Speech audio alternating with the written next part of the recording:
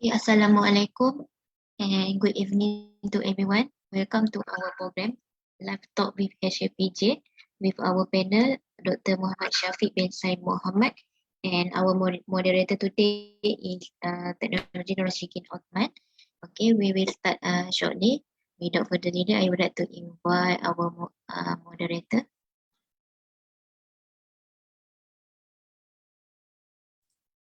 Okay, Assalamualaikum and a very good evening to everyone. Thanks for coming to our session today. So I'll introduce our panel today, Dr. Muhammad Syafiq. Dr. Muhammad Syafiq, can you please share a slideshow? All right. So our panel today is Dr. Muhammad Syafiq from background education of University in Wisconsin, Madison, USA, and then he is doing his PhD in University Putra Malaysia on 2017, and coming up to be HFEM members in 2014 actively. Previously has held position in HFEM in executive member, vice president, and currently HFEJ auditor, and he's now is a head of or research committee in faculty of manufacturing engineering from UTeM. So without further to delay our time, I would like to pass over our session to Dr. Ahmad Syafiq. Terima kasih, Technologist Norashiken Othman. Thank you very much for the introduction. And to all the participants, welcome to this afternoon session, for which I, if you look at the title, basically, it's random ramblings of an eccentric ergonomics. This title just came to me just like that, because I personally feel, you see, we have many types of members in HFEM. So on one group, we have the academicians. We have a lot of academicians, including myself and TS Norashiken, etc., Dr. Ibrahim, many academicians. We have also practitioners from industries, and then also we have student members, and then a few consultants, basically industries now. So my idea is that, and this program was actually basically part of our organized by the HFEJ committee, which includes me and then Dr. Umi, and then of course TS Norashiken and a few others now. We wanted to conduct these live talks in order to promote HFEM ergonomics as well as indirectly HFEJ. So I will just proceed with my presentation today. Well, okay. My background, I will just focus on HFEM. So ever since the society was founded in 2010, and that was also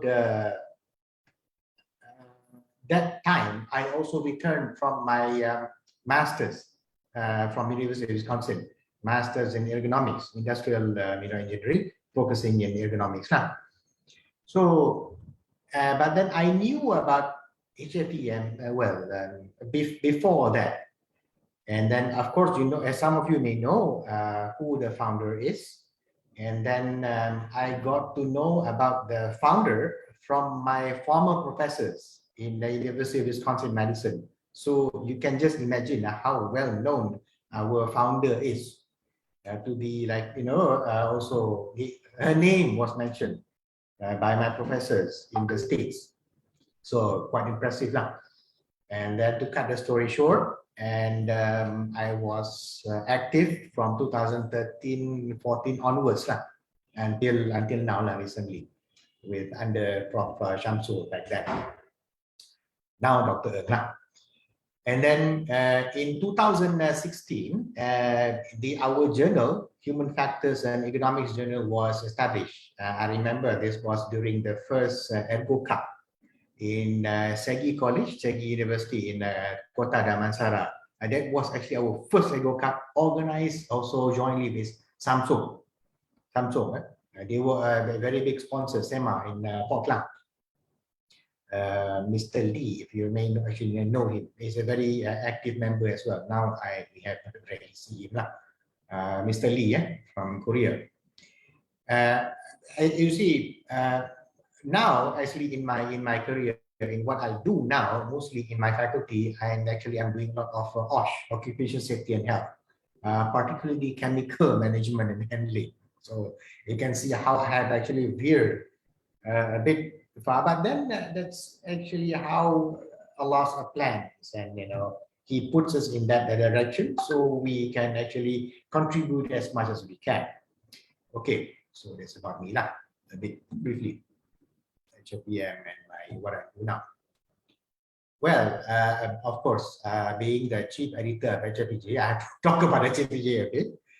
So currently, I'm the chief editor. Okay, I took over from Captain Kanan in 2018 or so. I can't remember until now lah. Of course, if anybody wants you to apply for the position, you're most welcome, because maybe it's a very big responsibility, and we are always looking for potential candidates. And so, well, I digress a bit there. Now, we have our Deputy Chief Editor, Associate Professor Dr. Lilis Suryanti from School of Management, USM. She joined HFEJ in 2019 or so. And then, of course, we have our very hardworking, and very passionate, enthusiastic Dr. Umi Nonazayadullah. She's our webmaster, basically, from UNIMAP. But she's also the chief editor of Malaysian Journal of Economics, our twin journal of economics in Malaysia. And also now we have our proofreader and formatter, Mr. Satwan Singh.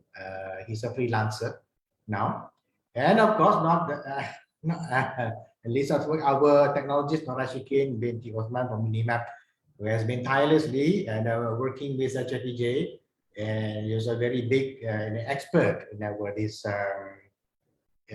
what do you call this design and basically proofreading, So it's basically we have now 6 volumes and 107 papers for now. So a bit of HFEJ lah.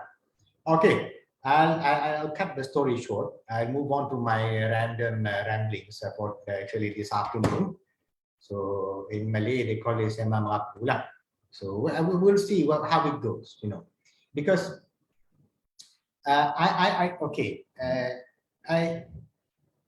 you see, and like I said, we have academicians and we have industrial practitioners in the society, and we have a few consultants. So majority of the time, most of our talks, our sessions are very intense. What we call intense, it's like very academic in nature. Topik yang berat lah.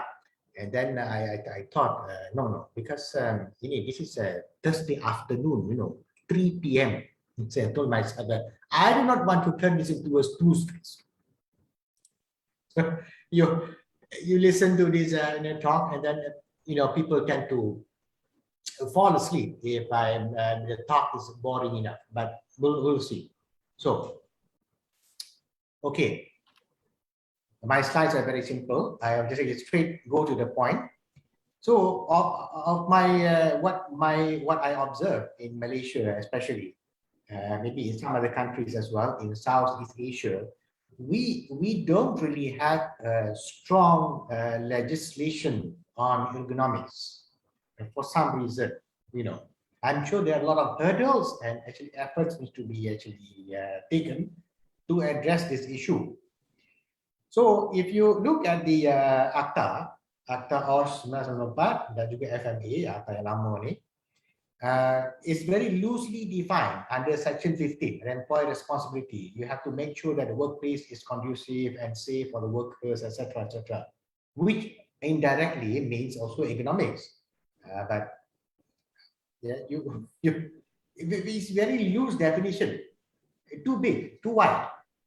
So as practitioners and also many people, they just simply brush it up aside. Economic tak disebut pun, so they will play around the atap and they can get away with it. And also this under Section 20, and duty of designers applies, etc., to design ergonomically fit, equipments. Also is also swept under the carpet, so to speak. Right? And the Section 12, lifting of weights, also very general under FMA. Okay, so it's very hard for us, the practitioners, the consultant, the academicians, to point out, hey, we need to implement this, otherwise, because it's very loosely defined. But you have to be careful, because the introduction of ERA in 2017 so has actually changed quite a few things. So you all know lah, kan? A lot of training has been done, and we are also, some consultants are offering training on ERA. And then from our discussions with DOSH, etc., and a few other members, apparently industries have been calling up DOSH and how to conduct ERA, how to conduct DOSH, because being an enforcement agency, we don't do those things. You have to ask NIOSH, you have to ask HFEM, you have to ask those consultants to conduct the training. So we have many training, and then so that's actually how things are going on for now, and then at least we have a guideline. This is a guideline. So when DOSH actually comes to the industries, companies, they will say, oh, well, did you perform ERA? And so so the industry has no choice but to do it. And then this ICOP, Industrial Code of Practice, that is even more actually heavy hitting, so to speak. Heavy hitting here means that once you have the code of practice, the industry no choice but also, of course, like macam sudah wajib lah, have to follow. I'm not sure what ICOP now. Do we have ICOP on noise? I don't know, not on noise. What I can't remember. If any one of you can enlighten me, yeah, we have one or two, but I cannot remember them on top of my head. This ICOP lah, so industry have to follow lah. Was it in air quality? Someone chatted over here.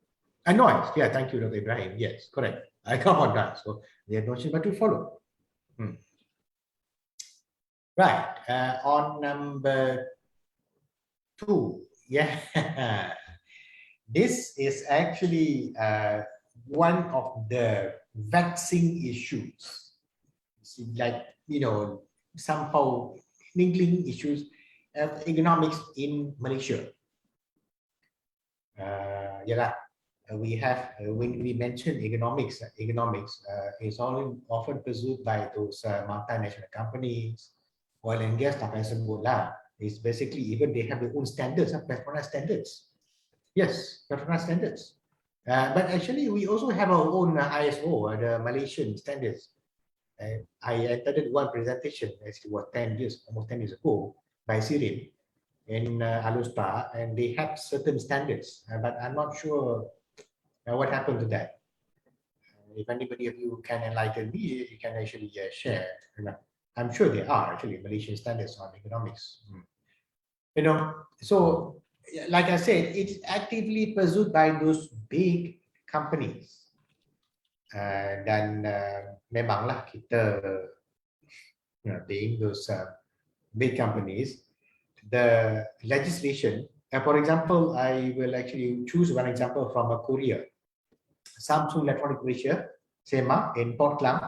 So they were very big on ergonomics. Why? Because why? Because they had a very strong legislation in Korea itself. In Korea.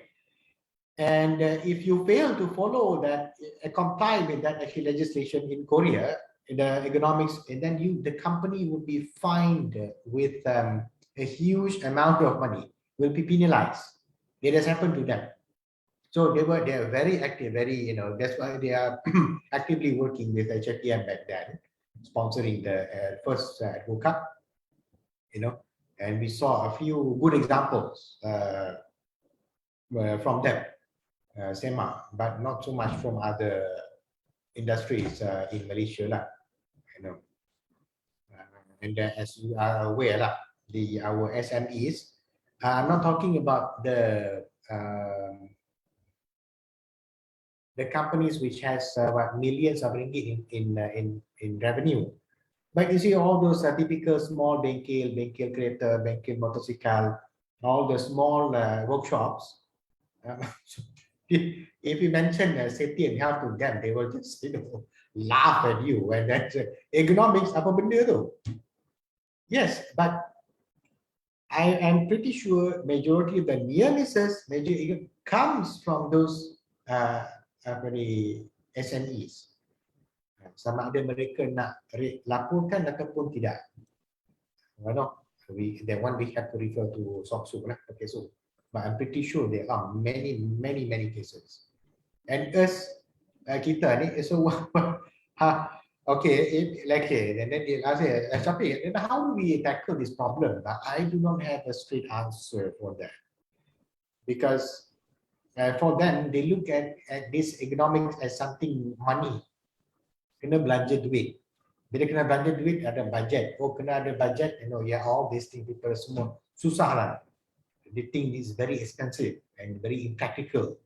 That's a mindset that needs to change. But I'm talking about SMEs, Ini yang jadi isu sekarang ni. We somehow or other needs to try to tackle in the future. How? We do not know yet. Kan? Jalan ni tak nampak lagi. If we had any other thing, you let us know lah.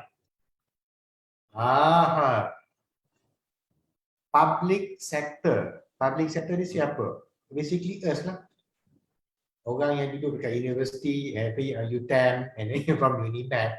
Dekat UNIMAP, Norashiken, ada ke program ekonomi ni? Di mana? UNIMAP. Di UNIMAP ada. Yang Undergrad. Memang untuk product design, tapi kita more on consumer product safety lah. On occupational health and safety ni upon manufacturing, adalah industrial engineering, those subject lah. Maksud saya ialah program khas, program economic management program. It's just the course under the program. Courses offered under a program. Okay. Let me rephrase. Most of the these oil and gas companies, private companies, they have programs, basically programs to address musculoskeletal injuries among their staff. So in UNIMAP, I'm not sure if you have any programs to address WMSD among the staff. No, not yet. But we have safety department on occupational health, but I don't think that they are active so to improve staff punya MSD's problem, all those things belum lagi lah, not yet implemented on that so far lah. I'm telling you, tak ada. No. I will tell you from my experience in UTeM, because in UTeM, they actually look at me lah. Now I was dah sebut nama university, so it's a common issue in all the public universities. Yes, true. We have a case, many cases lah. So satu ni kesian lah tunggu staff tu, doing this a lot of this computer work. She's a programmer. Of Programmer, a lady in her like almost 40, 40s lah. She is suffering from this cervical degeneration, cervical spondylosis, and then as well as suspected, what do you call that? Near the hips, I recall that. What's the nerve near the hips? I forget. Yang tulang T4, T5, T6 Ada orang tulang pinggul. Apa nama tu? Ada, I tahu. tentu terlalu impeachment, duduk yeah, lama. suspected, Yes, so yes. she, okay, what as actually this what can we do to the staff? There's not much, and then we, of course, I and my team, we conducted some assessment lah on her workstation, and there is a mismatch between her and the workstation, and of course, even to an extent, we invited satu syarikat, dia sudi untuk buat demo, dia hantar daripada KL Damansara all the way to Melaka, dia bagi trial seminggu, 1 minggu. Sebut je lah nama tu senang, Ergoland. Ergoland, ada namanya Ergoland furniture dan Damansara. We went all the way to Wan Utama, kan hari tu buat rombongan pergi sana, dia tengok, oh ni bagus ni, try for our staff lah, dia bagi 1 minggu. And the staff, we did the assessment, lebih selesa, of course lah, tapi duit pun faham lah, not that cheap, but very well designed lah. Kan, bila kita nak minta peruntukan, ask for this funds, habis, jangan ceritalah. So memang pendek cerita tak dapat lah, kan? Normal lah tu. So patah kerusi, nak tukar kerusi pun ambil masa lama. Jangan harap lah. Patah belum cerita lagi. Kan? So the thing about this public sector is that we don't have what they call as a punca kuasa. Dia tak ada end. You see, we don't even have SHO in dalam sektor awam. SHO pun tak ada. Apa lagi tentang ergonomik, kan? Dan DOSH, being a government agency, dia tak, mana jarang ada masuk universiti pergi saman orang, tak ada. Dia asyik pergi cari, dia pergi kilang-kilang apa semua tu, kan? But if you actually look at the workshop apa bangkit in the university, there has been a lot of near misses. Banyak kes apa, others have a lathe, a milling or a machine, ada banyak kes sebenarnya. Tapi dia bawa tak sebut. If you are active in OSH, then you know lah. Tengok how the culture is. That culture needs to change. So basically, I don't have much actually to talk about. So basically, we have a very long way to go, especially in public sector and SME. And of course, not to forget, we our HFEJ, and also NJER. We are collaborating with NJER. We are actually looking forward for papers, articles, from you. Our publication date ni apa boleh bincang lah. We target to publish in the December lah. So if you have any more papers or whatever, you can submit to us lah. Yeah, frequently asked questions. I already asked the answer. Yes. How can we address all the issues you pointed earlier? I'm afraid I don't have answers to this one. The panel influentials. Dr. Stephen, thank you for joining the talk today. I was just merely rambling along, So thank you. So I can't see the purpose of this program. Random rambling don't really have a purpose, my dear. So that's my answer today.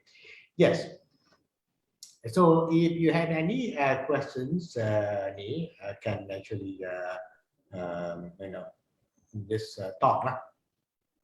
I don't have anything else to talk. Lagipun program kita sampai pukul 4 saya nak belah lah. Ada apa lagi dah. So, any one of you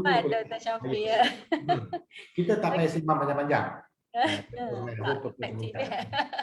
Okay, baik. Kita tanya daripada floor. Anyone have any questions to ask? Our Othman, Dr. Syafiq ni sangat berpengalaman dalam group Society of HFEM. Any questions from the floor? By the way, Dr. Syafiq, I want to ask about how's the enforcement of consumer product safety in Malaysia can effectively implement through HFEM? The question is on the consumer product safety. Yes. Currently, HFEM is much towards the workspace, MMWD, but some missings on product safety, consumer product enforcement.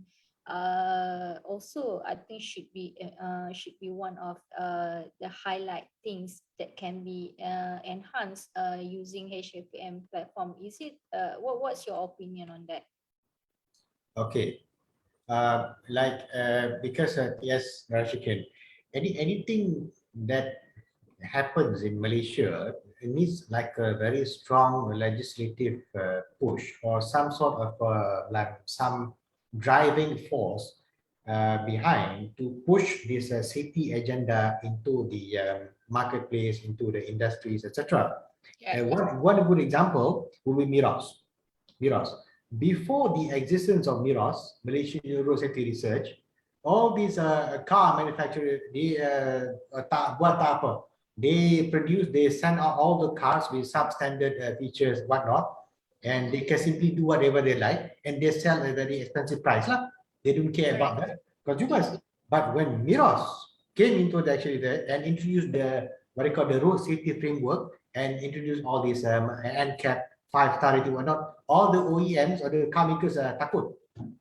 Yes, they're oh, now we have Malaysia, we have to be, you know, very careful, offer all the safety features on the car. So as you can see, all of our newer cars are like very well equipped with safety features.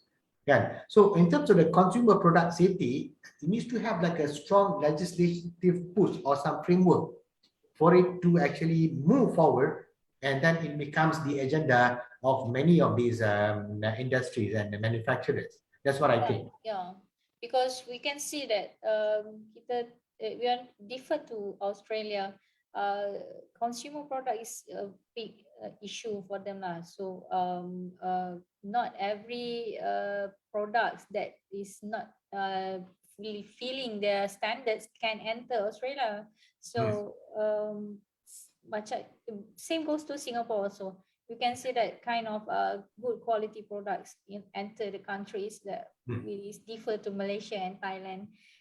Some products like fruits especially lah. Kita punya apa ni panggil apa tu? Buah-buahan yang apa masih mempunyai kadar racun, semburan racun yang tinggi masih boleh masuk, dan kita jadi makanan pada rakyat Malaysia. So this kind of safety issues in consumer products, I think should be enforced also. That's kind of good living and safety, right? That's all. Any other question from the floor rather than about product design to Dr. Syafiq? Can I ask a question to Norashiken? Nora, saya Dr. Syafiq. Dr. Syafiq. Yeah, okay. Syafiq, I'd like to ask, based on your experience, because I think you have seen the growth of the era since its inception. So I was wondering whether has there been any effort to evaluate the progress of the era's program success? Meaning since its introduction, the number of people who have undergone training, the reception by the industry, the enforcement. So can you comment a bit, how successful ERA has been so far? Yes, my dear. I mean, thank you for the actually question. I'm afraid it's a bit beyond my reach so far about ERA, because I'm not in the main committee, and I do not offer ERA training. I was initially interested in becoming a trainer, but I know I'm not. It is. Should I put this? I don't think there has been any programs or efforts